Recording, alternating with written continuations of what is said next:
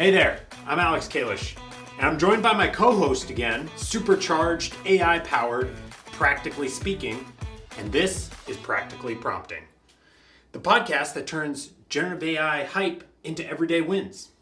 Each episode, we follow a two-act play. Act 1, tackling a real-life headache with a single deep dive into how you can use generative AI to help. And Act 2 zooms out to the bigger picture uses at work. This episode of Practically Prompting is for executives. It's a limited run inside of Practically Prompting, and it's designed for leaders who don't really have the time to ride the Gen AI hype train. The folks that need concrete business value yesterday. Today's Act 1 Spotlight, we're going to talk about couch dilemmas where nothing just seemed to be quite right. Today's Act 2 Spotlight, we're going to be using AI as your objection simulator. So some sort of way to object to what you're saying and simulate some of those responses. So if you're into actionable nerdness, served with a side of dad jokes, grab your coffee, open up your favorite chat window, or if you're driving, keep your eyes on the road, and let's get prompting. Practically Prompting.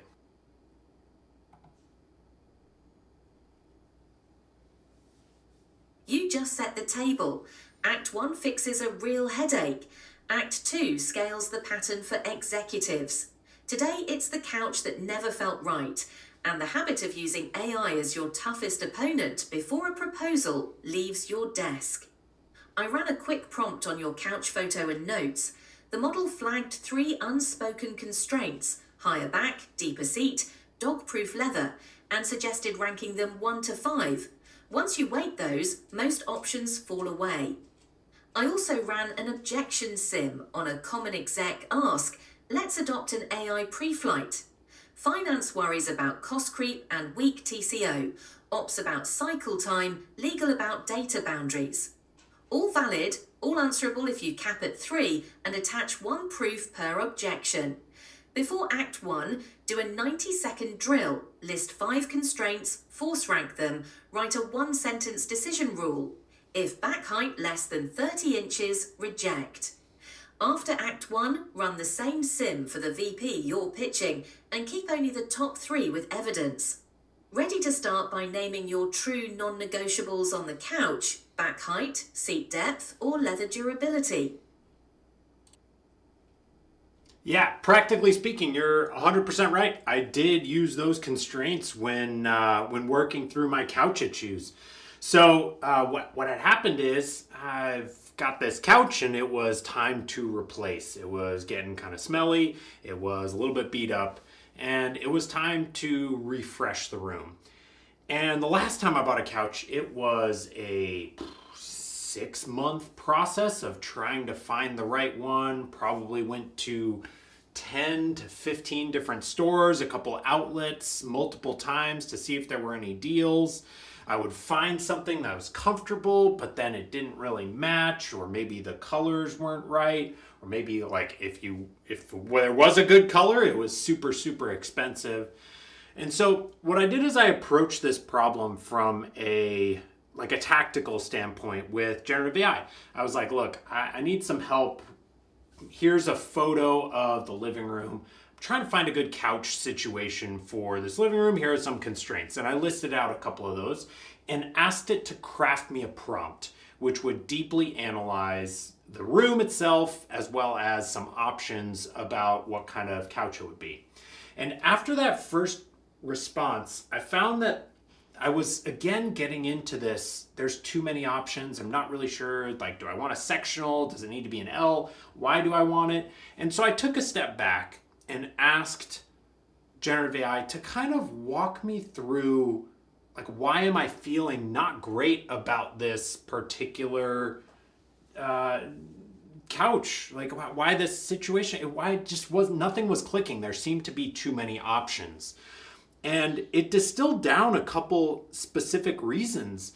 Like, my partner and I, we're just not big movie goers. We're not using the TV a ton, but we do a bunch of reading, and we do it together over some tea. And I started wondering, maybe there's a better way to do this. And generative AI came back with like, wow, here's an option of what you're looking for that kind of elucidates and gives you the feelings that you're trying to capture, as well as making the space a lot more practical. So it kind of became a design consultant that was providing some pushback on what I thought I wanted versus what I actually wanted, and kind of walking me through that process. What ended up happening is that found almost a perfect couch.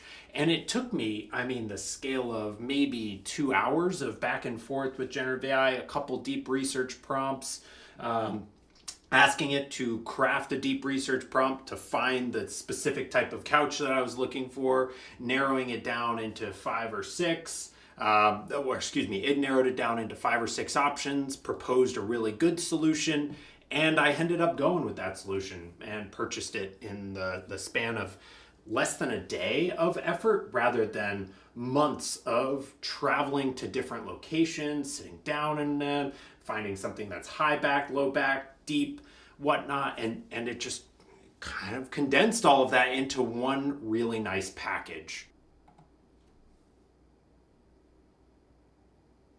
You turn 6 months of wandering showrooms into a 2-hour consult by converting vibes into ranked constraints and reframing the use case. Not a couch hunt, a reading and tea use case with comfort, height, and durability as first-class citizens. I ran a quick prompt to rough cut the time compression. 10 to 15 store trips at approximately 1 to 1.5 hours each is approximately 10 to 22 hours plus decision fatigue.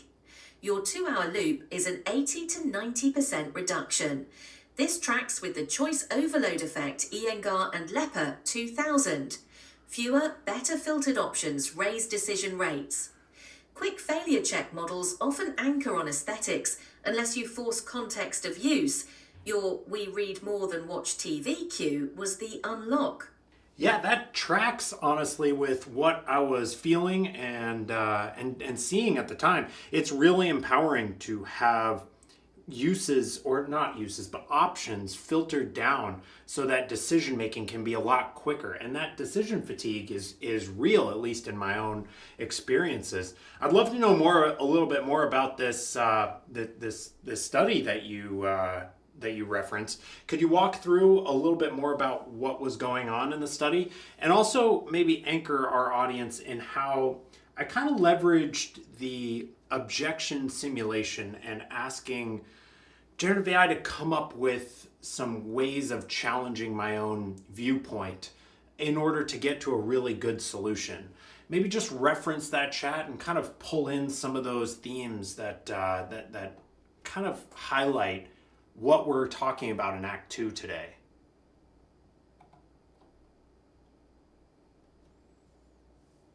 You want the jam study details and a clean link to how your couch flow became an objection simulator for Act 2. In the Iyengar and Lepper field study, shoppers saw either 24 jams or 6. The big display drew more browsers, but far fewer buyers. About 3% purchased after 24 choices versus about 30% after 6. The point isn't fewer is always better. It's filter first when preferences are fuzzy. That's exactly what you did by ranking back height, seat depth, and dog-proof leather. For Act 2, this maps to a premortem, surface risks before the meeting. Gary Klein's HBR piece shows premortems help teams identify risks early, so plans improve and surprises drop. I haven't heard about that Gary Klein study, but I am interested to get into Act 2. So maybe let's talk about it in the lens of moving on to Act 2, where we're going to zoom in on this kind of premortem and objection simulation that can be done by leveraging generative AI to give you some sort of pre-risk analysis.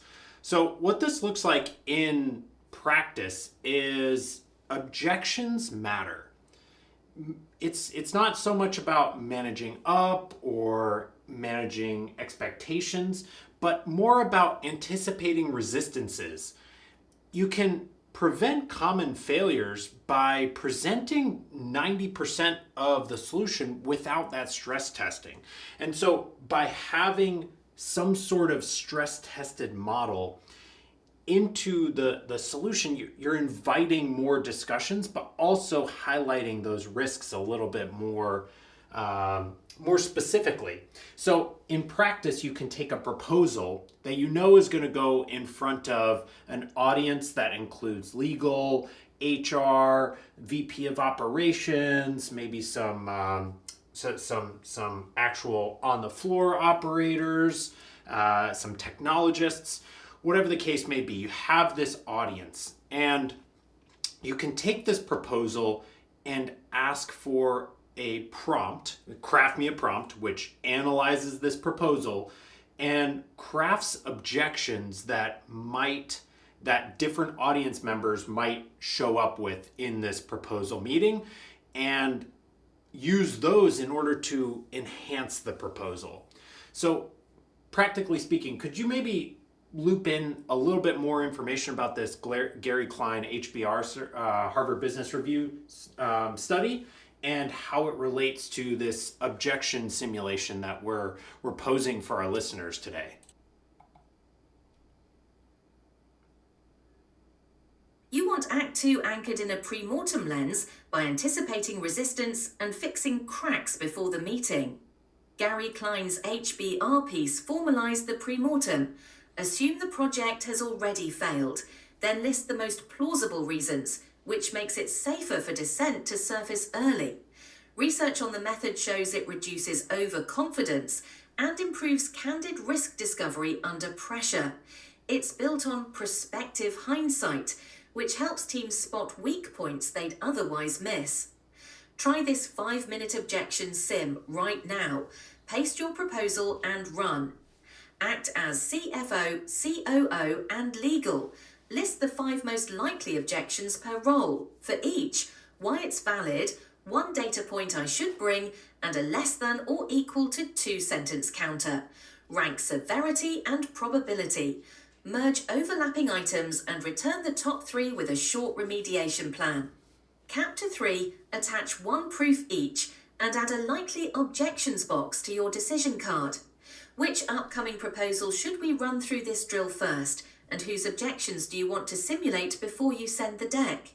Yeah, I think that's a really powerful prompt there, practically speaking. Although I would challenge our listeners, instead of writing that exact word-for-word prompt, I would ask them to ask generative AI to craft a prompt to do those things. So instead of anchoring in those specific CFO, COO, legal, and listing those likely objections, approach it from like maybe a step back and have generative AI craft you the prompt to do so. Craft me a prompt that analyzes a proposal and poses the most likely objections for various roles that might be in the discussion, and providing some sort of counter argument, ranking them based on importance. Just using something along those lines to have generative AI craft you a prompt.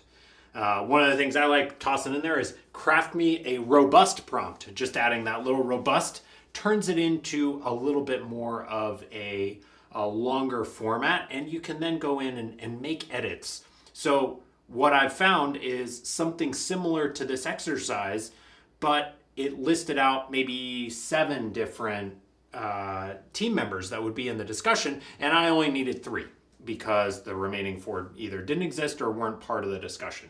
So I just removed those. But it also asked for more objections, and I really only wanted the top 3. And so I added that component in before copying and pasting and running that prompt. So I would challenge our listeners to do that, to ask generative AI to craft you a prompt to do this. Because what you're doing is you're using AI as kind of a devil's advocate mixed with a fortune teller, somebody that's going to look around corners and find those objections before they even happen. You can use this to reframe prep time from defensive to more proactive. you're almost coming to the discussion with those specific risks called out and a lot more insight and thought brought into the discussion, and you'll find that your solutions, your decision points become a lot tighter and more impressive in the short and long term. I also think that this, like, leaders just take this as evidence of when risks are acknowledged up front, there's kind of this propensity to act faster because we've acknowledged those risks. We're not worried what they might be. We've done the deep thought and we're accepting of those risks. And so this type of the mentality, this devil's advocate, this objection simulation for audience members in a decision point really can help speed actual innovation and movement within your organizations. What do you think, practically speaking? Your prompt to craft the prompt move is spot on. It keeps you out of template hell, forces role-aware objections, and lets you cap to the top 3 so you don't fight phantom blockers. I ran a quick meta prompt on a sample proposal to roll out an AI pre-flight in ops. The generated template first asked me to confirm the actual attendees, then merged overlaps and returned 3 objections with a data ask and 2 sentence counters. Noise dropped fast. 12 scattered issues collapsed into cost transparency, cycle time impact, and data boundaries, each with a proof to bring. That's awesome, practically speaking. And I think it gets to the heart of this executive series is really trying to demystify and turn here's a tactic into a habit. And executives are busy. I mean, everyone's busy, but especially when there's demands on time from personal life all the way through to multifaceted million-dollar, billion-dollar decisions.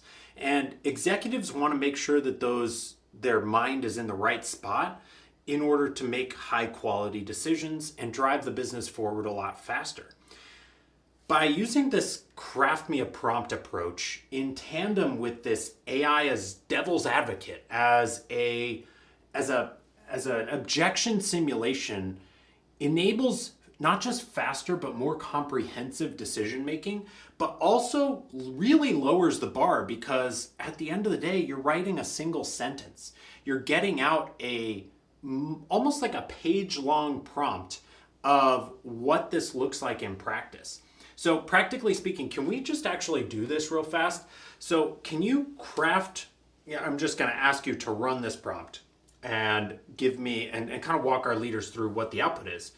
Craft me a robust prompt that, given my proposal text attach and roles of people that might be in the meeting, would simulate objections to the proposal and how we can move forward. Just that. So that craft me a prompt, can you run that? And then just walk our audience through just how extensive of a prompt this turns into and how a single sentence turns into a really good, robust prompt that they can use really quickly. You want to show how a one-liner becomes a working objection simulator, then model the output so leaders can copy it today. I ran your meta prompt and generated this robust template. Seed sentence. Craft me a robust prompt that, given my proposal text and the roles in the meeting, will simulate objections and map how to move forward. Here, I'll put the resulting prompt on the screen for you. Whoa, man, this is pretty extensive, practically speaking. So, right now it says, act as an objection simulator. Inputs: proposal text attached. Roles present: CFO, COO, legal, HR, ops, engineering, security, procurement. Number 1, ask up to 3 clarifying questions. If scope, cost, data, or timeline is missing, then proceed. For number 2, for each role, list likely objections for each add in why it's valid, one evidence or data point to bring, and a less than 2-sentence counter and a concrete mitigation. Number 3, merge duplicates and score each. Severity 1 to 5, probability 1 to 5, impact equals S times P, which is severity times probability. Number 4, return only the top 3 objections by impact, including a short remediation plan with owner and data, and date. Number 5, produce artifacts. 1 slide with likely objections, a decision card with goal, 90% plan, top 3 risks with counters, clear ask. 30-second talk track, the riskiest assumption plus a 1-day test, and a 5-item pre-flight checklist. Number 6, output in tight bullets, no fluff, note unknowns, and use placeholders if needed. So that all showed up with just a single line of text. And granted, like, there's some things that maybe I would tweak in there based on who is going to be present in the call. But at the end of the day, this is a really good copy and paste, and it took me a lot less time to build than actually walking through this overall. So again, I hope that this illustrates to our listeners that this is something that you can do right away. It's habit forming when you start seeing the results of these prompts that you ask generative AI to help craft for you. And it turns this into a reflex where every proposal then runs through this quick AI objections, this opposition simulator that we talked about. And that way, before leaving your desk, you actually have an even better understanding of what's to come. You can just build this framework, this mindset, this mentality into your daily work, your personal templates. So we're running low on time. I know it's already been over 20 minutes. Try to keep these a little bit short. Next Tuesday, there's a couple different options where we might head up. We can go from the AI pivot, or AI as like your chief of staff, from like meeting prep to stakeholder mapping, or building kind of a 1-minute decision matrix. And I think based on what we're saying or what our themes are, I think moving into that chief of staff role next for our next executive series would be a great one. So next Tuesday, you can look forward to how AI can kind of be your chief of staff. I'm also looking to maybe invite a real person in addition to practically speaking on, and kind of highlight some of the ways that we can use different generative AI tools to just enhance the workplace. Looks like we might be able to talk with a couple different leaders over the next couple weeks. I'll try to get that out to folks as well. But otherwise, I'd like to challenge listeners before your next update. Run that objection simulation. Ask it to craft you a prompt to analyze that next update or that next proposal that you have on your plate. Use it for a business problem, and then use that to revise your mindset. Turn this into a habit and turn generative AI hype into everyday wins. And with that, thanks Practically Speaking for another wonderful back and forth today. I look forward to talking with y'all next week on Tuesday. So have a great rest of your week, and 2 more later.